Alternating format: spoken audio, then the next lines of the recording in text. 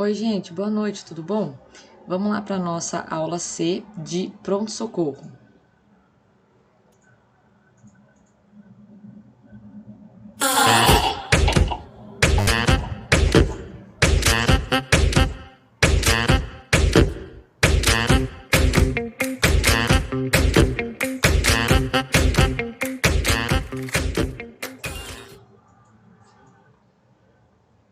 Bom, hoje a gente vai falar um pouquinho a respeito de alguns detalhes a respeito do pronto-socorro, como estrutura física, equipe profissional, os materiais, né? Então a gente vai pontuar um pouquinho a respeito da estrutura pronto-socorro, tá?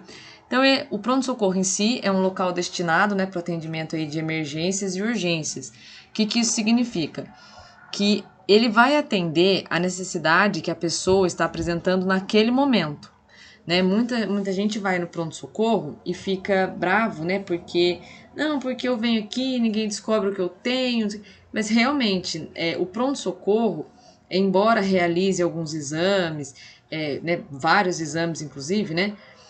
Ele não é, o pronto-socorro em si, ele não tem a finalidade de diagnosticar nada, né? O objetivo, existe esse diagnóstico porque alguns exames são feitos. Então, por exemplo, você deu entrada com muitas dores ali na região de baixo ventre, você vai colher um exame de urina, você vai sair de lá com o diagnóstico, por exemplo, de cistite, né?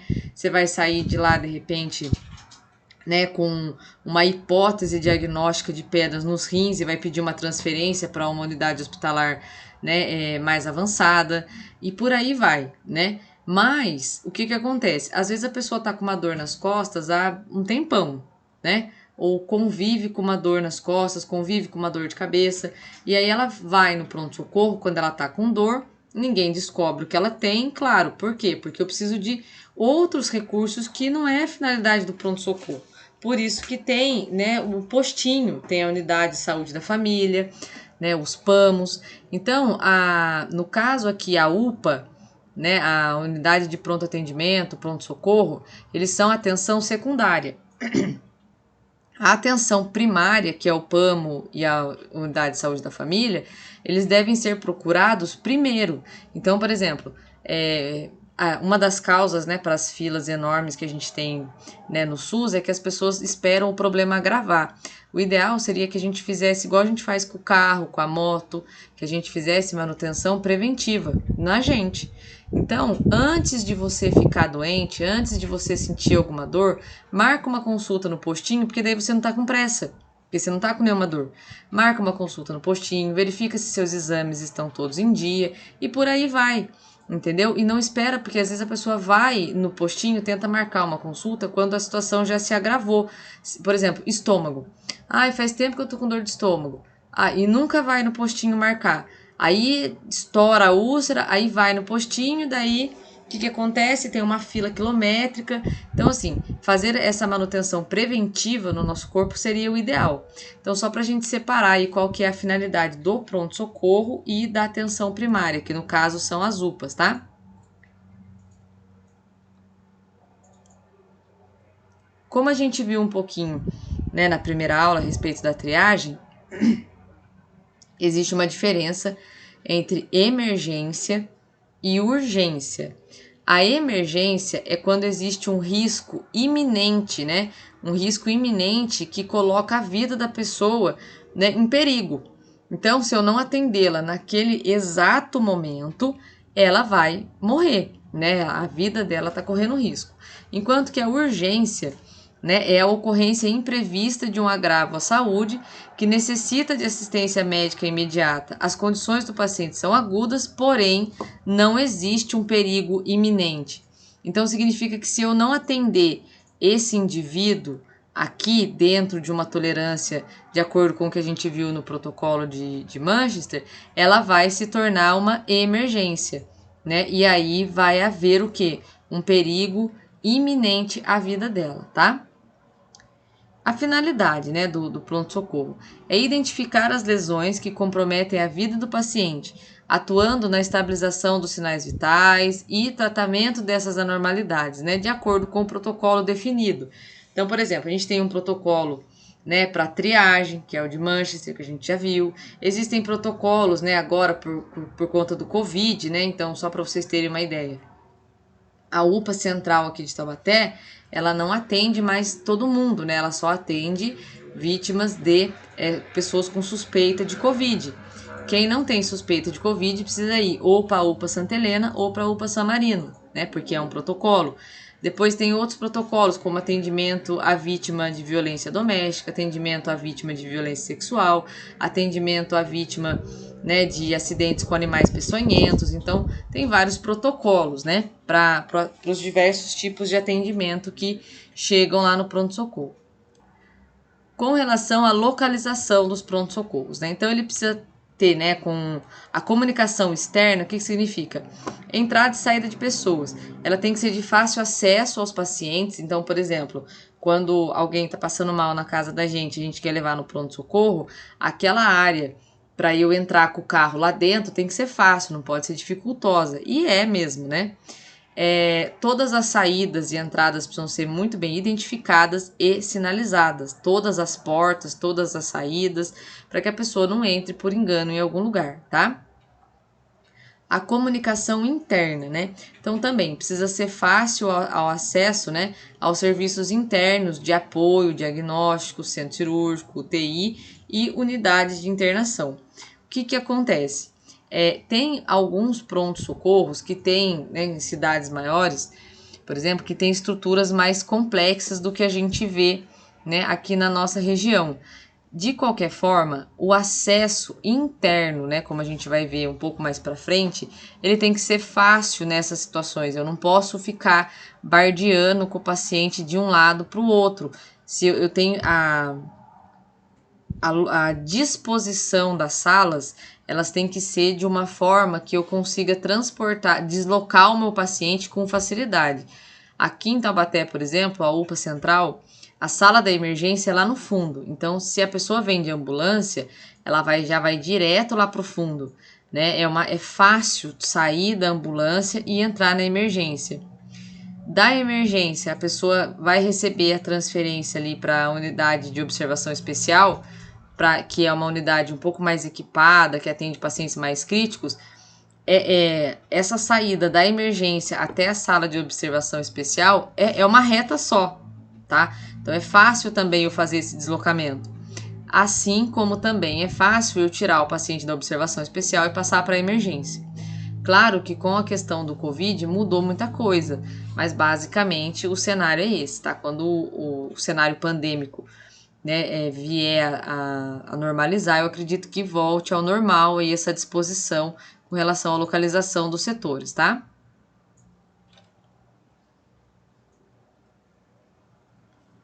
Área física. Então, eu tentei colocar numa ordem, assim, como se a gente estivesse entrando no pronto-socorro, tá bom?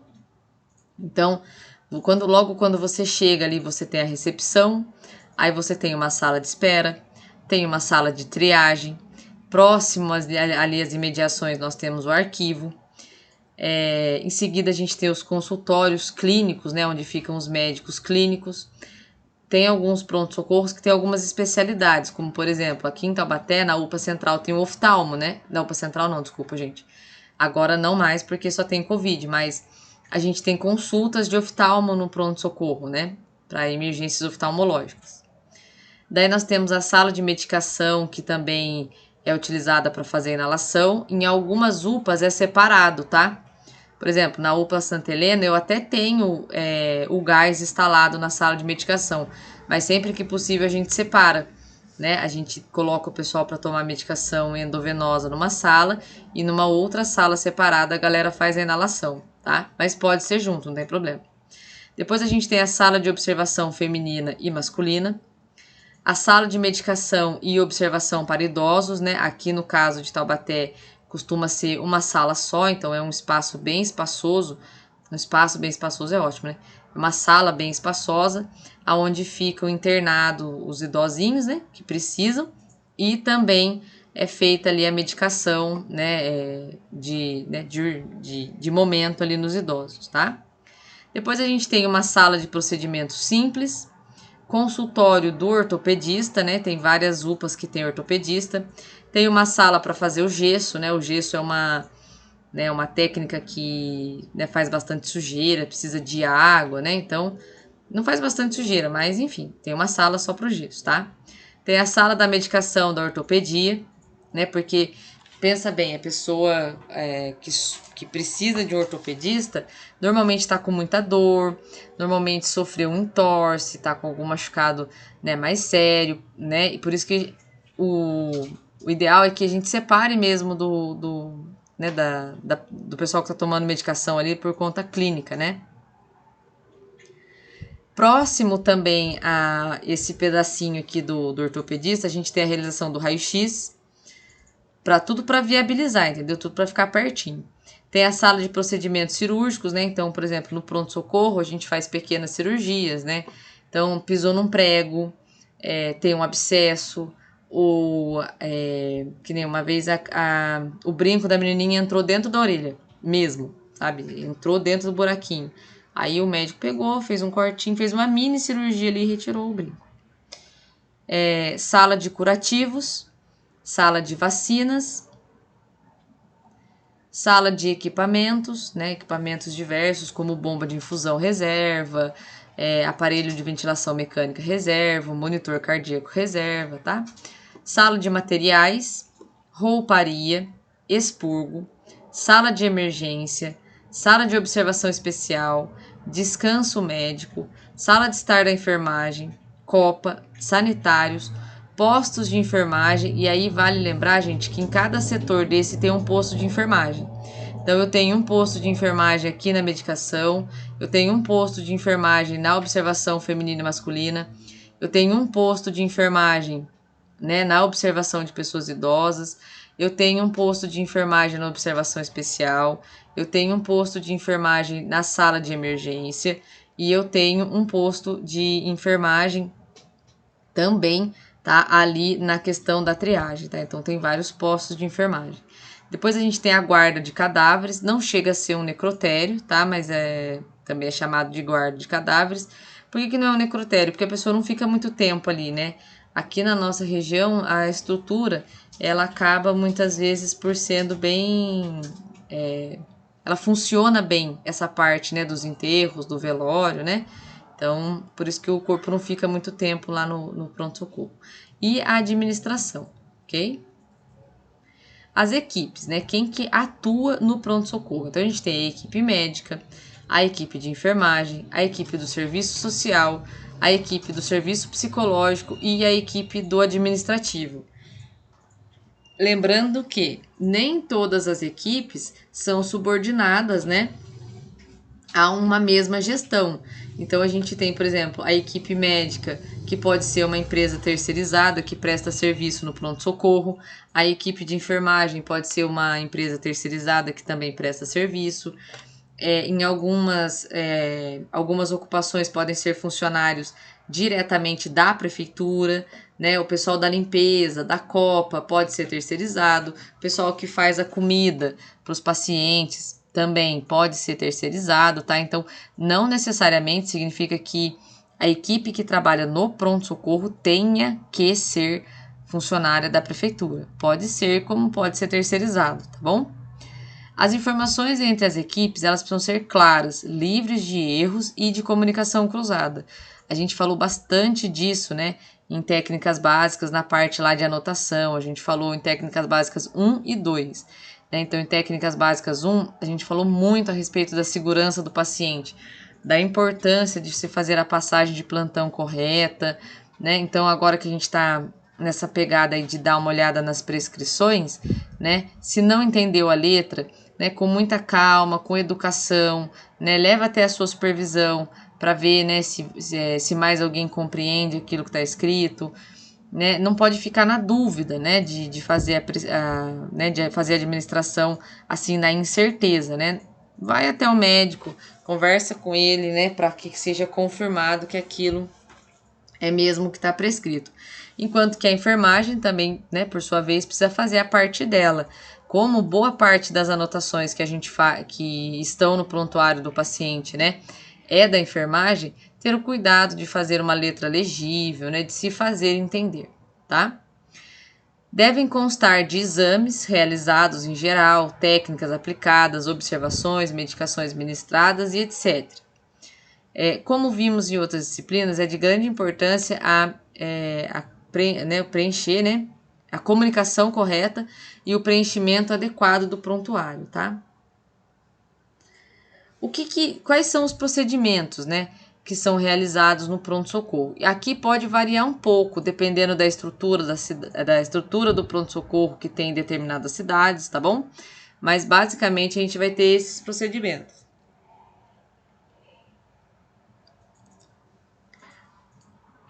Avaliação física, obtenção de acesso venoso periférico e também de acesso central, sondagens diversas, né? Suturas, que são os pontos, drenagem, faz bastante, né? Faz, por exemplo, drenagem de água no pulmão, isso tudo, instalação de dreno, isso tudo faz, tá?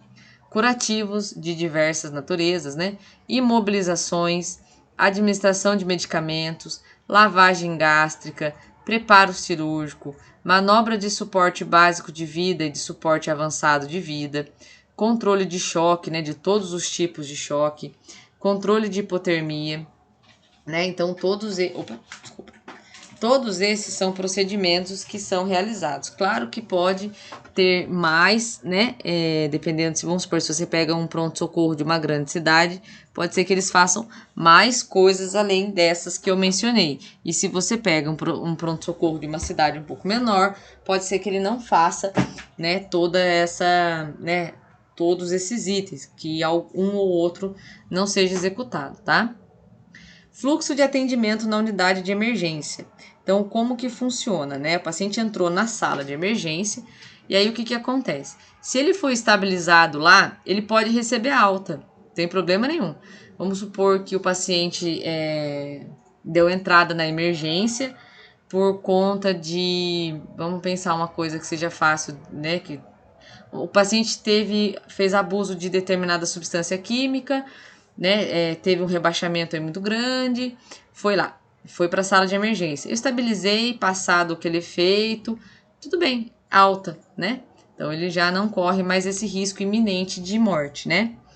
Outra situação, ele pode ser encaminhado para internação. Então o paciente entrou, levou um tiro, lá na sala de emergência ele foi estabilizado, foi feito o controle, o paciente, se teve parada, foi revertida, beleza, mas ele precisa se recuperar dessa lesão interna que ele sofreu com o tiro, precisa se internar. Intervenção cirúrgica urgente. O paciente sofreu um acidente de moto, fez uma laceração na perna, tal. Deu entrada na emergência, né? Fez ali os primeiros atendimentos de emergência, mas ele precisa subir para o centro cirúrgico porque ele tem uma lesão muito grande e tal. Vai para o centro cirúrgico. Encaminhado para a UTI. Então, o que acontece? O paciente deu entrada, vamos supor que ele deu entrada em parada, né? Deu entrada em parada com infarto. Ali na emergência foi revertida a parada, mas ele precisa ser monitorizado porque ele tem risco de parar de novo, né? Então, deu essa estabilizada na emergência, né? O médico diagnosticou ali que a questão é só fazer a manutenção e o acompanhamento, aí ele vai para a UTI para receber os demais cuidados lá, tá bom? Pode sofrer uma parada na UTI? Pode. O pessoal da UTI é bem treinado para isso? Sim. Porque ali na emergência eu vou tratar o quê? Coisas que podem matar o meu paciente naquele momento. Passado aquele momento, ele precisa ser direcionado para outros setores, tá? Em todas as situações, deve haver registros precisos das ocorrências, bem como a procedência e o destino do paciente. Isso é muito importante. Aqui, gente, nessa parte é aquela transferência que a gente fez várias em técnicas básicas, né? Atenção! Assinatura acompanhada do carimbo do registro do Corém. Você pode ser auxiliar, técnico ou enfermeiro. Sempre que você assinar, tudo tem que ter o seu carimbo, tá? Não esqueçam isso. Eu já vi funcionário tomar advertência, né? E se você toma 3 advertências verbais, você já pode tomar uma advertência escrita, não sei quantas advertências escritas, suspensão e, por fim, justa causa. Porque não usou carimbo, tá?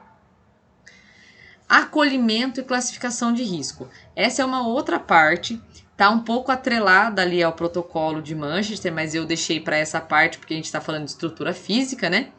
Então, essa classificação de risco, ela também trabalha com cores e ela também está atrelada ao processo da... Né, não é que ela está atrelada, assim, mas a dinâmica é a mesma, tá? É a mesma dinâmica que a gente vai ver aqui.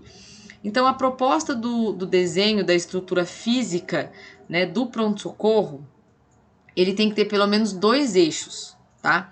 Um eixo de paciente grave com risco de morte, que a gente chama de eixo vermelho, e tem uma imagem para né, dar uma clareada, né, para vocês. E o do eixo do paciente aparentemente não grave, que pode ser o eixo azul, tá bom? Então, assim, quando eu falo eixo, eu tô falando de estrutura física, tá? E aí a gente vai conseguir entender um pouquinho né, nos próximos slides.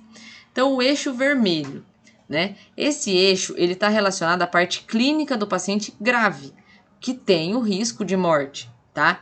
Ele é composto por um agrupamento de 3 áreas principais: a área vermelha, a área amarela e a área verde. Então, não confundam a área, né, com eixo, tá bom? Imagina que o eixo vermelho é um ventilador. Então, eu tenho um ventilador todinho vermelho. Só que as pás do ventilador, né, normalmente são 3, são as áreas, né? Então, eu tenho, imagina o meu ventilador vermelho, e cada pá é de uma cor. Eu tenho uma pá vermelha, uma pá amarela e uma pá verde. Essas 3 pás formam um ventilador, né? Ou pás ou hélice, né? Tanto faz. E, no caso da estrutura física do hospital, é exatamente isso. Eu tenho um eixo, e esse eixo é composto de 3 áreas, tá? Então, a área vermelha. Na parte da área vermelha, a gente vai ter a sala de emergência, a sala do atendimento imediato dos pacientes com risco de morte e a sala de procedimentos especiais invasivos. Então, normalmente, gente, nessas áreas, né, nessas áreas vermelhas, elas são bem espaçosas para não ter problema de manejo de maca, né? Então, não é o tipo de área que eu costumo deixar a maca encostada, que eu costumo deixar um monte de banquinho para as pessoas sentarem, tá? Porque é uma área muito crítica, tá? Área amarela, que também faz parte do eixo vermelho, tá? Ó. A área amarela é composta por uma sala de retaguarda para pacientes já estabilizados, né? Porém, que ainda requerem cuidados especiais, pacientes críticos ou semicríticos. Aqui, no caso de Taubaté, a gente pode considerar ali a sala de observação especial, por exemplo, tá? E até aqui, ó, tanto a sala da emergência, né, esse slide que eu acabei de ler aqui, e essa área aqui fica lá no fundão do pronto da UPA, nossa, aqui da UPA Central, tá? A área verde, composta pelas salas de observação, que devem ser divididas em sexo feminino, masculino e idade, né? Crianças e adultos, dependendo se o pronto-socorro for atender crianças e adultos. Aqui em Taubaté é separado. A gente tem as UPAs, né? E temos o pronto-socorro infantil, que é ali no Hospital Escola, tá bom? Não é que ele é no Hospital Escola, né? É no mesmo prédio, mas é separado, tá bom? Então, o que acontece? Essas alas aqui, gente, elas são do meio do pronto-socorro pro fundo, tá? Então, se você for pensar assim, como eu vou ler agora para vocês, o eixo azul. O eixo azul é logo ali na entrada. Ali na entrada tá suave ainda. Começa a ficar mais grave da metade para frente, tá bom? Agora vem o eixo azul. É o eixo dos pacientes aparentemente não grave, né? O arranjo do espaço deve favorecer o acolhimento do cidadão e a classificação do grau de risco. Esse eixo é composto por ao menos 3 planos de atendimento, sendo importante que tenha fluxos claros, informação e sinalização, porque nesse fluxo aqui, muito provavelmente as pessoas vão transitar por ali, diferentemente, né, do que acontece do meio para o fundo, aonde são os acompanhantes, e aí tem que ter toda uma orientação, tá? Aqui, opa, desculpa, gente, eu virei demais aqui. Planos do eixo azul. Então, o que que acontece? Nessa parte aqui, ó, tá? Como a gente acabou de ver, o eixo ele é composto por 3 planos, tá? De atendimento. Então, aqui, ó, planos do eixo azul. Plano 1. Então, eu preciso ter um espaço para acolhimento, um espaço de espera, a recepção, a classificação de risco, que é o consultório da enfermeira que faz a triagem, e o atendimento administrativo. Então, observem que aqui é bem a entrada do pronto-socorro, tá? Plano 2, área para atendimento médico, lugar onde os consultórios devem ser planejados de modo a possibilitar a presença do acompanhante e a individualidade do paciente. Então, eu estou na recepção da UPA central ali, do pronto-socorro municipal, ali, o grandão, né? Ali perto do regional. Então, eu estou na recepção, eu estou no plano 1 do eixo azul. Depois que eu passei daquela portinha que fica o guarda, que eu vou me dirigir até os consultórios, que eu já passei pela triagem, que eu vou fazer a consulta, eu estou no plano 2, tá? Plano 3. Área de procedimento médico e de enfermagem, como sutura, curativo, medicação, nebulização. É importante que as áreas de procedimento sejam localizadas próximas aos consultórios, né? Aos serviços de imagem e que favoreça o trabalho da equipe.